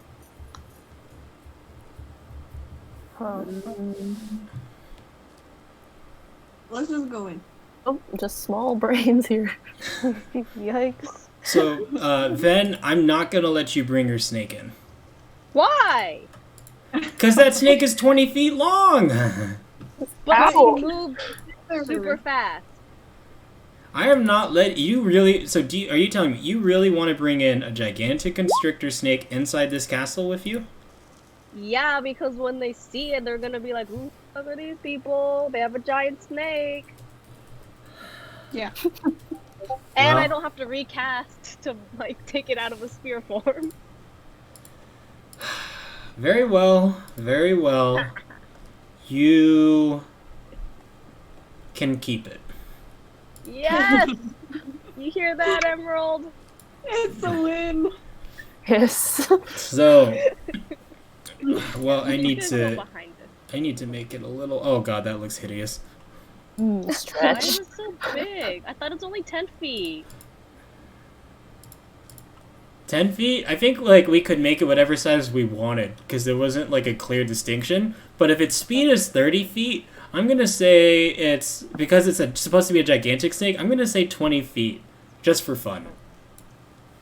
So, because they're supposed to be pretty big. So, I think like 4 to 5 times the average length of a human is an appropriate length for what would be called a gigantic constrictor snake. Maybe he should be in the front so people like get scared when they see us. Or they could be I don't know surprised if he we comes want back. that to be people's But it could be a initial snake reaction. shield also. Snake shield. Snake But shield. snake shield. Okay, he can go in the back. Okay, so you guys enter inside this gigantic, what looks like wall building. As you guys enter, what it appears to be very dark initially, but as you guys step forth, you hear a click, and all of a sudden, these small flames start spreading from the sides, and what appeared to be crystals start glowing across and illuminate the the building, the interior of the building. You guys realize that you have walked right into what appears to be a throne room of sorts, and along the throne room you can see additional rooms off to the side. You see what looks like weird pulsing vine things along the ground. You see weird, what looks like ritual circles around you. And all the way across the hall appears a very tall, stern-looking elf. Drow elf, too, mind you. Hey.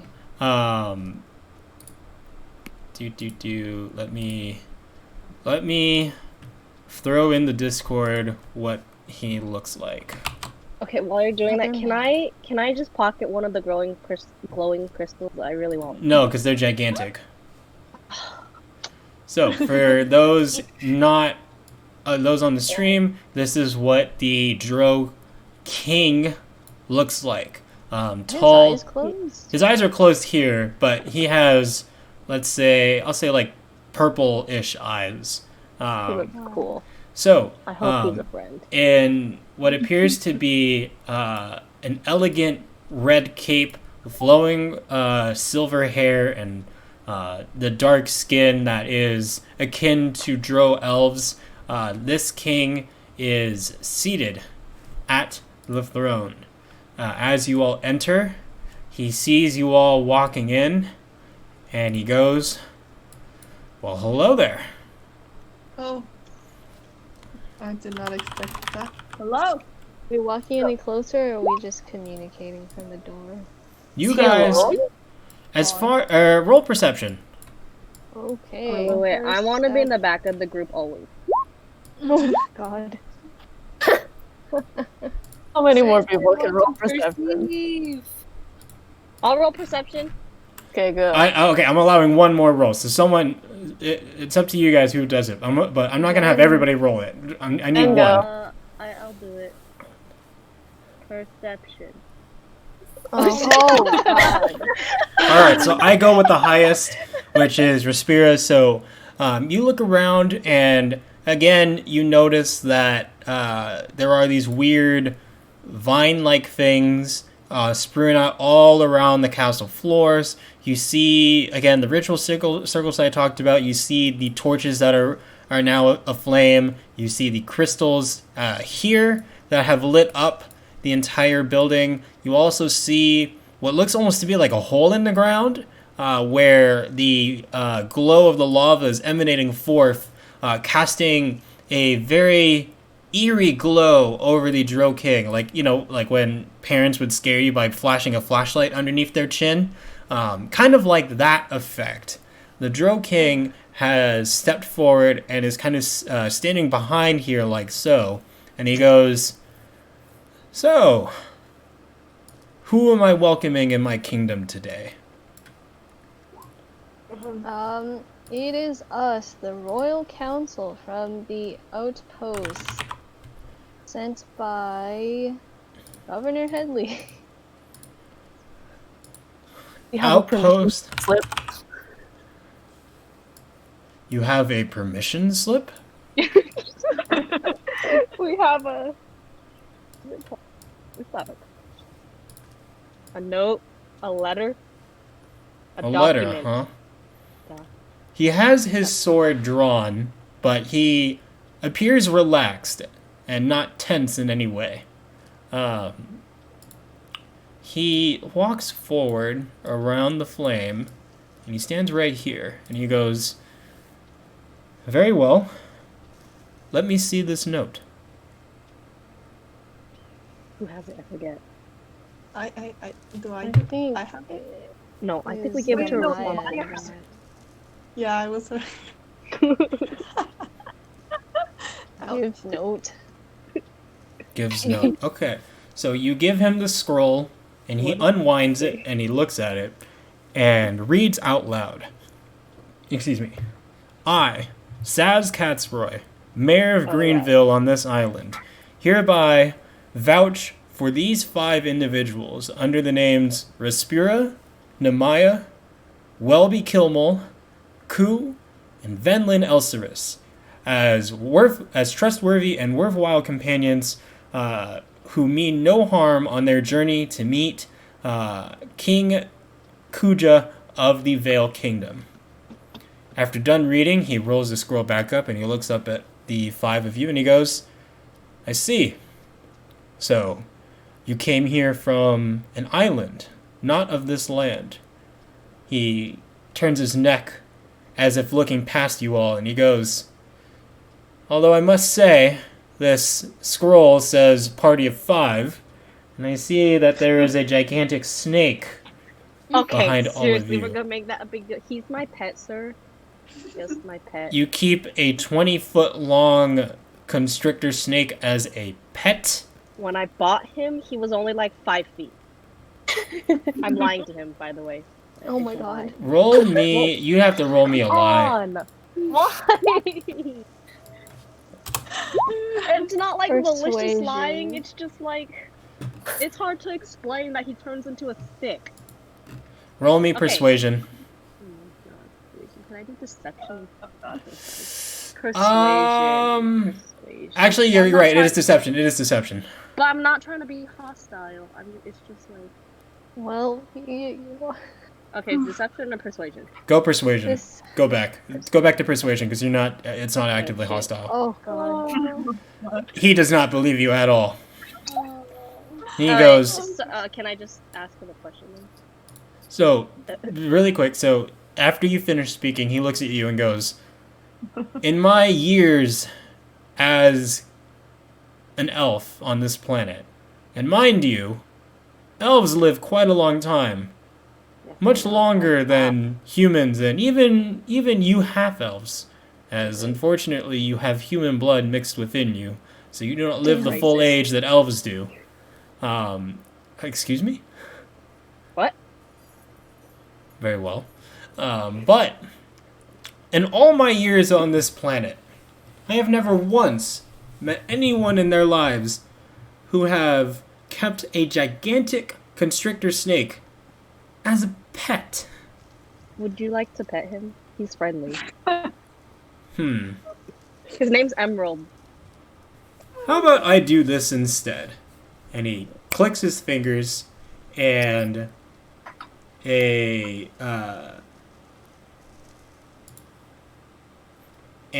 large 20-foot rectangular zone pops up where all of you are standing. That's Ooh. 20. That's not 20 big. feet. Yeah, that's not 20 Why? feet. Sorry, hold on. You trying to kill my snake? I'm about to cast Eldritch Blast right now. No! Don't touch my snake. Oh my god. What is happening? Can I just make him into a snake again? So a rectangular zone pops up where all of you are standing. The Drow Elf walks forward. I see that some of you are spellcasters, so perhaps you know this spell. This spell is known as the Zone of Truth. The Zone of Truth is exactly true to its word. You cannot lie while inside this sphere. And he steps inside the corner here right next to Namaya.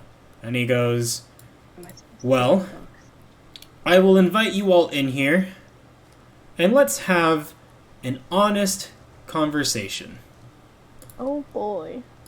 He turns to all of you and he goes, so I see that all of you here are here on behalf under the good word of Mayor Saz, who I know to be a trustworthy individual. Why have you traveled to my castle? Okay. Well, on our outpost, we have been having some troubles, and all the clues line up to Don't blame him. an unfortunate incident with a masked Drow elf. A masked Drow elf. Yes, who appeared to be a lady. This is just the copy and paste for Zone of Truth, by the way. So, I'm not going to because he cast it so quickly. I'm not going to bother with the charisma saving throw. You guys are enveloped in it already. So, an affected creature is aware of the spell and can thus avoid answering questions to which it would normally respond with a lie. Such a creature can be invasive in its answers as long as it remains within the boundaries of the truth. So, just letting you all know. Oh, it says 15-foot radius sphere centered. You know what? It's a fucking rectangle 20 feet, alright? He just fucking deals with it, alright? So, Respira says her spiel to the Drow elf goes, okay. Sure of her motive. He sheaves his blade. I know the token has his blade out, but he sheaves his blade. And he goes, it's not often that we hear of Drow elves gone rogue, so I apologize on behalf of the Vale Kingdom for any troubles that may have costed your land. Allow me to reintroduce myself. My name is King Kuja. I am the king of the Vale Kingdom, which encompasses a majority of the Drow elf population. Then he looks at all of you and he says, tell me, many of you outsiders not from this land are aware that this general kingdom in the general land is called the Wutai Kingdom, despite the fact that there is no real Wutai Kingdom here. As you might have seen or may have heard, we are the real, I guess, power of this land, and yet every village is allowed to just kind of govern itself on its own terms, while we just loosely watch over. So, allow me to ask, are all of you aware of why it's called the Wutai Kingdom in the first place? No. Can we use a Oh, history check? I'm supposed to be like historian. Someone can No, I'm roll. not me. Someone can roll a. If someone wants to, I will allow you to roll a history check. I have a +2. I have a 2. Um, +4 history. Okay, not me then. Oh, Respira. Okay. 10. Um, All right. So you are. So this is me as DM telling you this. You are aware that the Wutai Kingdom refers to a kingdom of old, and not necessarily a kingdom that is relevant now. You are aware that there was a large colonial power known as the Wutai that originally kind of settled on the island that you are all on now, and many, many, many, many years ago, you know that the Wutai Kingdom was the first kingdom to kind of bring together the warring states of this island together under one general island banner, with the Wutai Kingdom under rule. However, you know that that was such a long time ago for you as a tiefling that you know that generations passed since the Wutai Kingdom somehow disappeared or fell off the world of history, and you are unsure as to why it's now even called the Wutai Kingdom. So that's what you know right now. right. So, you just asked us, do we even know why it's called the Wutai Island? Mm-hmm. Okay, well, I'll just say as Respira, in my schooling and education, I know that there used to be a Wutai kingdom that just ruled this island under one name to try to unite everyone, but kind of faded away since that inception of rule. King Kuja nods his head and he goes, You are more well versed than I initially thought you would be. Most people are not aware of the Wutai Kingdom because of how long past it's been. So, I applaud your knowledge. You are correct. The Wutai Kingdom was a kingdom of aeons past that originally went against battle against all of the neighboring villages and neighboring states within the island, and was the first kingdom to colonize this entire island under one rule, known as the Wutai Kingdom. For many of you, and he points at all 5 of you, because of your age, it feels like a millennia ago. For us elves, though, who can live hundreds of years, the distant past is not so distant. The Wutai Kingdom is not a relic of the past for us, but rather a grim reminder of our forefathers. The Wutai Kingdom was a Drow-Elf kingdom, and the lay of the land, as you can imagine, was to colonize the lands that are inferior and bring them under one mighty rule, as the Drow-Elves believed that they were right, that might is right. However, infighting began within the elves and between us. As we began colonizing the island, many people asked if the bloodshed and the battles were worth it, and whether we were actually doing anything good for these people if they did not wish to be governed and live their lives as their own. Is it really within our rights to try and bring them under our rule and enlighten them, quote unquote?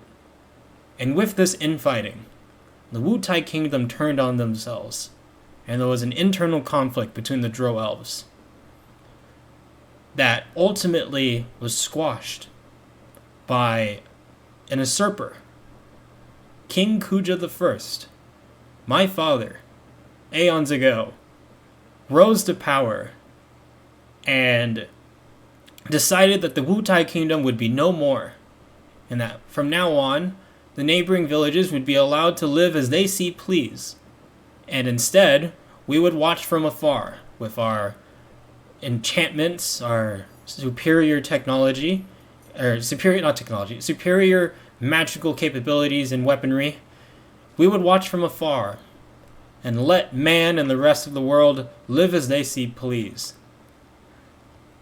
However, there are still those loyal to the previous Wu-Tai kingdom, a kingdom that no longer exists. And I think that masked Drow elf may have played a part in that. Do you think there would be more under her following?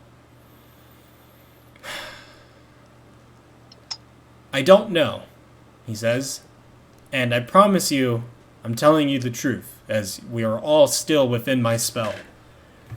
It is possible. I am unsure just how many Wu-Tai loyalists are left within the Drow Elf Kingdom. We have been on the lookout, and we have been in conflict with ourselves for what feels like generations now. Longer than any of you have been alive. Even you, Ku, as he points at Ku. Oh, wait, no, Ku, you changed your age, so you're 23. Yeah, longer than all of you have been alive. So they can hit at...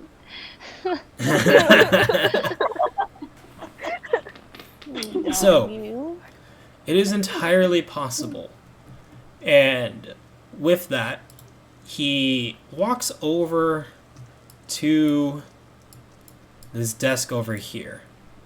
About to ask if they have like a tapestry of their history.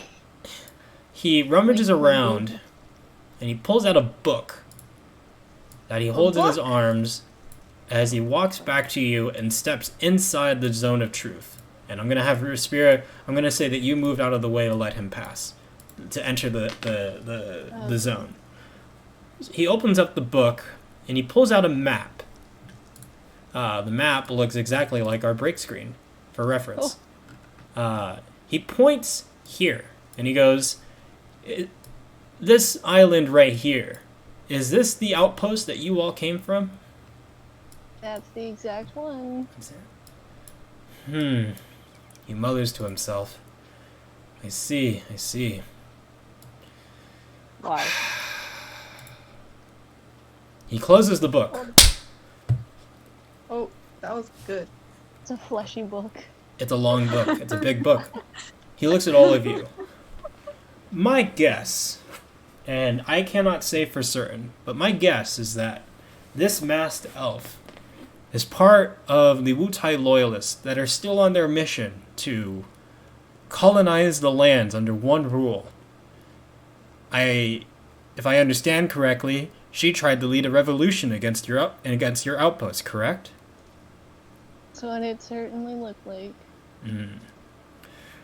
Well, in some of our history books, and these are books that were written maybe 700 years ago, so the text has slowly withered away, the parchment has slowly rotten a bit, so it is hard to tell.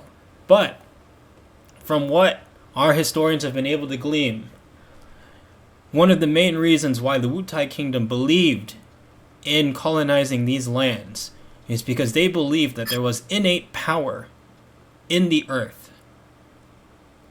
They believed that with proper rituals, they could draw power from the land that we walk on, these islands that we live on, and pull forward mystical capabilities and pull off feats unknown to the rest of the world. That island that you have all claimed as an outpost sits square in the center of this entire region between these two neighboring islands. And according to our books, it is hinted that somewhere on that land is an access point to unimaginable wealth and unimaginable power through magical capabilities. Treasure hunt. That must be the area underneath my casino.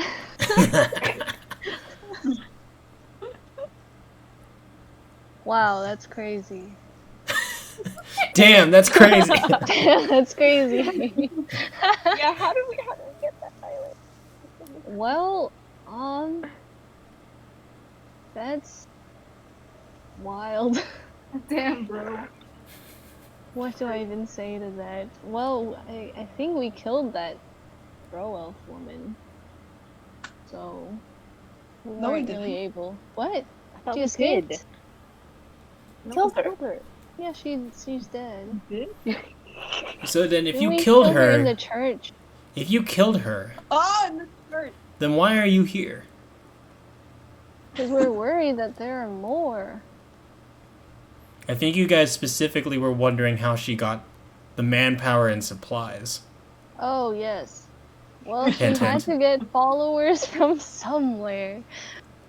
Since they all happen to be Drow elves, we're just really curious. Or they? They were not all Drow elves. God, I Pretty But much just know that now they have motive of why. Oh. But the Nationalists. main concern is because you guys saw that they were incredibly well stocked and had a plethora of weapons and supplies from somehow, Okay. somewhere that were not imported from the Right. main outpost. Oh, how do we say this without pointing fingers? Come on, diplomatic Respira, show us your guts. Oh, Do it, please. do it. Okay, so along with the Mastro Elf, she had droves of followers and tons of weaponry and supplies that we're not sure who would supply such a horde of power-hungry savages. You wouldn't happen to know anyone I'm afraid. that is trying to, maybe usurp you. He looks at you with cold eyes. But but not. He looks at you with cold eyes, and still standing in the zone, he looks at you and says, "I would not know of anyone within my kingdom that would be looking to supply such an uprising. Right. What So about at the from very us? least, I know Other that it kingdom. was none of the people within the Vale Kingdom." Weren't we like at one Okay. point suspicious of his face? The guy who buys us drinks. Name? Our governor? Yeah, that dude. I'll just ask one more question. So, under your borders that are under your control, you're absolutely certain there's no one who would try to spark this sort of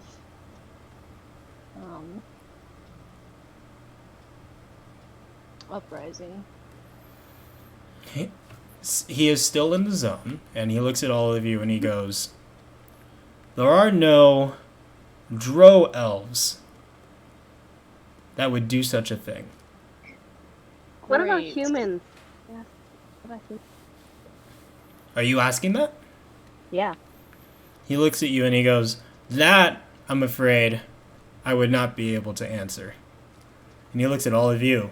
There are many reasons why a potential ruler or supplier would be looking to lead an uprising that may not align with the goals of the initial revolutionary. But if it helps them achieve their own goals, they may still help. So is the population of Vale 100% Drow elf, or are there a mix of... It is 100% Races. Drow elf. Okay, because we had a rough landing past the main gates, I'll tell you what. Before we got in here, we were attacked by 3 deranged human. They looked rather battered and Oh yeah. had a suspicious dragon tramp stamp. They just attacked us without any reason. You hear King Kuja like kind of clicks his teeth and he starts cursing in Elvish language. Can I understand? Yes, for those of you who speak Elf, you can hear him saying, "God damn it! Stupid Kafka, what is she doing? Fuck!" And then he comes back and he goes, "That would be my sister's doing. I'm Can we afraid meet her? I don't know if you'd want to. She and I rule this land together as equal rulers of the Vale Kingdom. However, she leaves most of the work to me, as she dandles in her own little experiments and her own little dabbles in her own power. I'm the one who handles all the diplomacy and most of the national affairs within this island. My sister is a wild one, and I think it is in your best interest not to meet her. So, where did it come? He turns around and he leaves the zone and puts the book back on the shelf. He then comes back and he comes to all of you. I know you all came here looking for answers. I don't know if I'm able to help you as much as I can. However, and he pulls up a list. As you are all aware, there are 2 ports on the on the Vale Kingdom land. You all came on this right port here, which is the main port used by everyone. The one on the left is supposed to be a discontinued port that was shut down since most of the traffic is coming from this side, and there really isn't anybody willing to make the round trip around the entire island just to arrive at a further port from everyone else. However, we have heard of suspicious activity as of late within that port. I had originally sent some of my own men to check it out, but they have not reported back to me yet, and I grow worried. It is possible that supplies are being smuggled out of that port, as because it was shut down, there's been no observance towers anywhere nearby. So if anybody was looking to send supplies off island to, I don't know, an outpost, it's possible it may have come from there. Oh my gosh. So, that port. So, you recommend going? I would. And allow me. And he clicks his fingers, and the zone of truth disappears. And he goes, you all came here through the mainland path, but I'm sure you all saw that cream milk looking doorway that you all walked through in order to reach the main castle. And he casually walks in a big circle around the python. And he turns and faces all of you. Us elves use teleportation magic to get around, and it's what allows us to keep track of the various towns around here and keep the peace as best as we can. I can change the magic of that doorway to teleport you nearby near that port, so that you can investigate on your own terms. Wait, can you heal us, please? Very well. He digs around and he pulls out some potions. So you all come back to full health, but you do not regain any spell slots. So if you use spell slots, you are still without them, but your health is back to normal. Since you're being like so giving, do you have any more like mini versions of crystal? You mean those light crystals? I want one. Yes, She wants a keychain with a light crystal on it, sir. I have a. Yeah, that one. These are magical crystals that are unique and draw power from the lava here. If you were to take a crystal away from here, the web flow of energy it gets from the lava would slowly disappear, and it would just slowly fade out and become a normal crystal. But whenever we come back, That's okay. it'll light up again. That's okay. It's fine. Yeah. Or what if you take a scoop of lava, put it in a crystal? I just want a crystal. I have a crystal. Very I'll well. give you an elemental pebble. I don't know why you are so fascinated by these crystals, but I want a crystal. if you insist, and he breaks off a tiny, finger-length portion, let's say about the length of your index finger, and he hands it to you. Do with it what you will. Do it. What Just should I call it? Call it volcanic crystal. Oh my god, I can hear Sorry, you guys. typing it.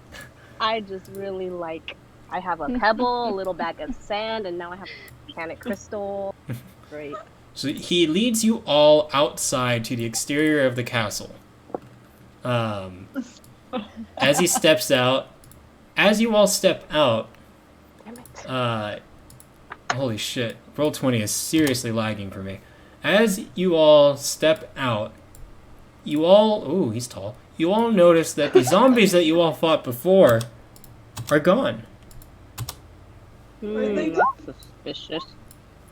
He looks around and he goes, "Didn't you say you fought some people here?"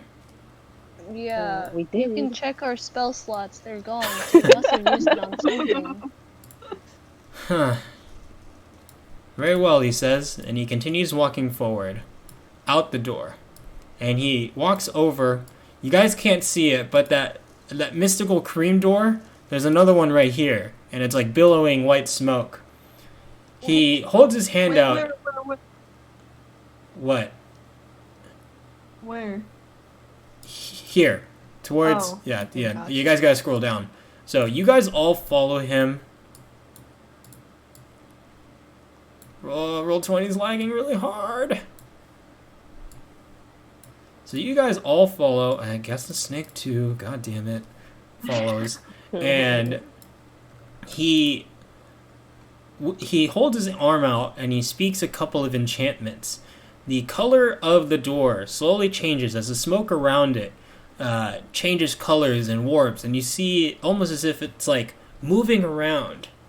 After a couple seconds, the smooth flowing motion of the fog settles into its regular motion, and the color once again turns like a creamy white.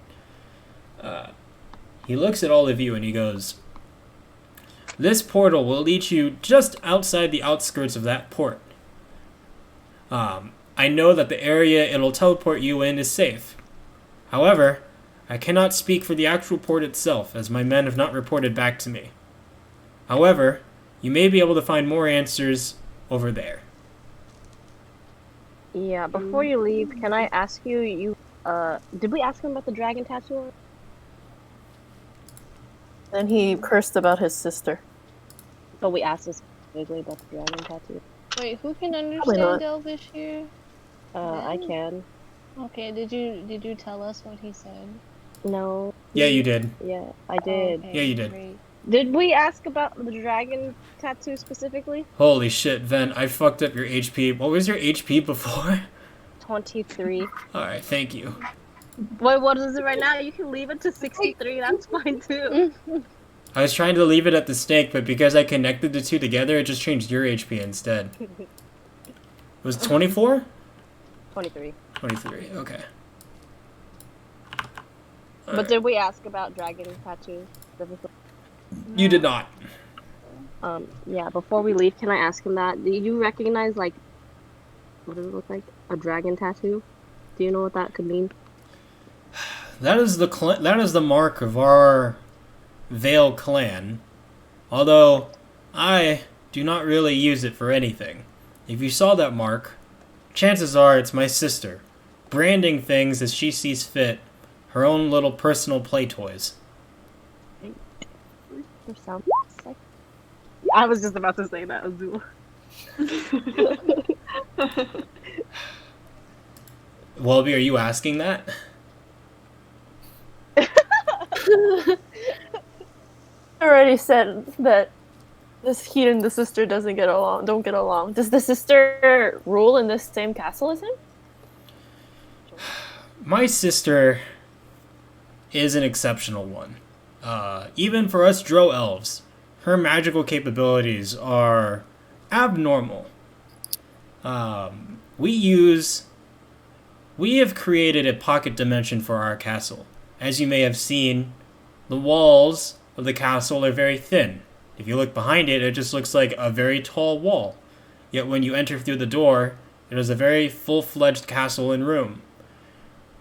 We have control over pocket dimensions that we are able to maintain our kingdom in. It's how we protect ourselves. My sister is tucked away in her own little pocket dimension that may be physically here somewhere, but it exists on a different plane. So, she is somewhere here, and if I need her, I can call her and I know that she will appear. But do I know where exactly she is? I'm afraid I do not. You should put a leash on her. A leash on my own sister? Yeah. She is her own person. Am I the older brother? I am the older brother. See? Oh man. But we're twins, so it's like she's only younger than me by a minute or so. Great. Alright. Well, you should go. Well, any parting words? Yes, thank you very much for all your information. All right. Look what? There is nothing to loot. So, with that, he does not bow, but he steps to all of you and he goes, "I apologize for the rough journey it must have been for all of you to get here. I know that you are all still on a quest to find out why your land was attacked. I hope I was able to lead you on a path that will give you the truth. And with that, I will watch over you as you all go through the door, and I bid you all safe passage." And he stands next to the door. So do we pass through? Are you all walking through? Yeah. Okay, that we're guy's- walking. All right. So, Totally hiding something. He knows more. Didn't want to say. so as you all walk through the door, you all envelop that same feeling that you guys are passing through what feels like a weird space, that you are all traveling at a rapid pace. But even though you were all just walking through the door, as you are going through this traveling space, all of a sudden you hear a female voice just inside all of your own minds. Ooh. Guests in our own palace and my brother doesn't even tell me. Oh, come, I must meet you. And you feel yourselves getting pulled inside this space. Almost like you have a rope tied around your waist and you feel yourselves getting pulled around. And all of a sudden, you guys land in a very dark space. Oh. I pull out my crystal. My little crystal. The crystal emanates the immediate area around you, but this is a very large space. And it's hard to see anything beyond the 10 feet that's around you. Can't we all I see? have Besides glancing lights. Don't we all have that dark vision? Oh yeah, that too. There is an unnatural, and if any of you are watching the stream, I'm telling you now to turn it off. There is an unnatural, sorry, I didn't do a good job. As you guys land in this space, you all kind of gather yourselves and look around and try to look around. There is what appears to be a billowing black fog that is emanating all around the space around you and enveloping the space so that it is hard to see anything within your that's not outside your immediate area. It's almost like, imagine like a bunch of fog machines spewing out like really dark colored fog just all around you. Okay, no one move because we're surrounded by lava. I'm going to tell you now, Namaya, the dancing lights will not do anything. What do you mean? As you guys are looking around at this black fog, you hear a voice you hear a voice, but it feels like it's traveling all around you.